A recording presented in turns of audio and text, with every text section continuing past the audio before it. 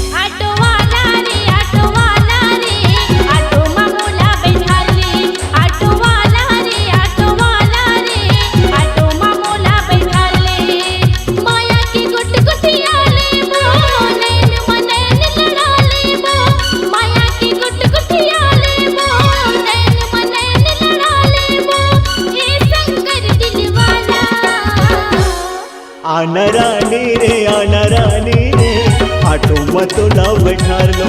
आना रानी रे ऑटो मत ला बैठार लो। मैया के गोट गोठिया लेबो, नैन मनैन लड़ा लेबो। मैया के गोट गोठिया लेबो, नैन मनैन लड़ा लेबो। मैं शंकर ऑटो वाला।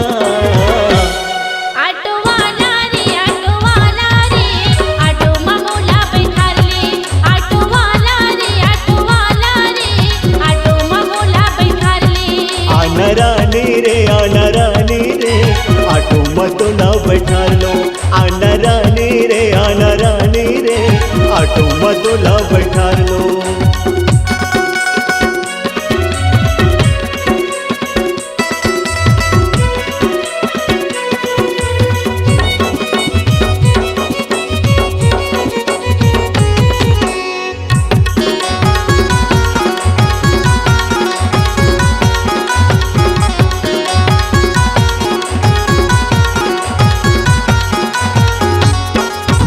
ऑटो मतोला बैठार के रानी रायगढ़ चंद्रपुर घुमाओ रे। माँ चंद्र सैनी के दर्शन कराओ, भजिया समोसा खाओ रे।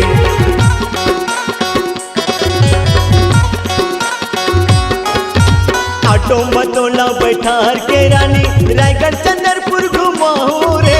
माँ चंद्र सैनी के दर्शन कराओ, भजिया समोसा खाओ रे। माँ चंद्र सैनी के दर्शन कराओ, भजिया समोसा खाओ रे। मैया के गोट गोटिया लेबो, नैन मनैन लड़ा लेबो। मैया के गोट गोटिया लेबो, नैन मनैन लड़ा लेबो। मैं शंकर ऑटो वाला।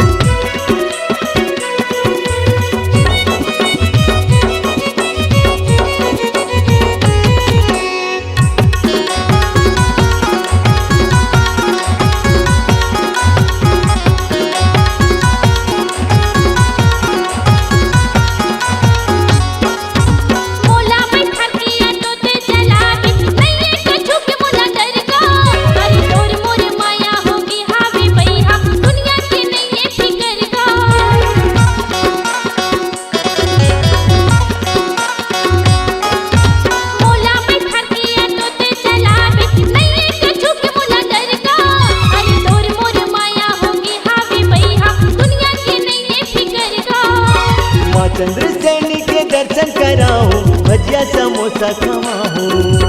मैया के गोट गोठिया लेबो, नैन मनैन लड़ा लेबो। मैया के गोट गोठिया लेबो, नैन मनैन लड़ा लेबो। मैं शंकर ऑटो वाला।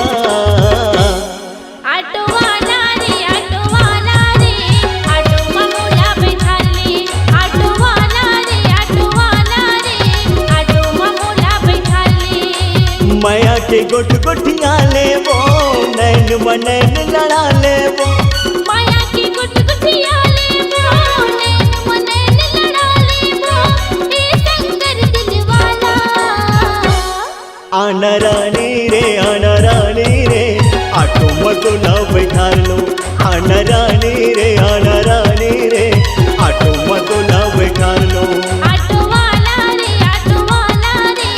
ऑटो में मोटा बैठार ले ऑटो वाला रे ऑटो में मोटा बैठार ले आना रानी रे ऑटो में तुला बैठार लो ऑटो वाला रे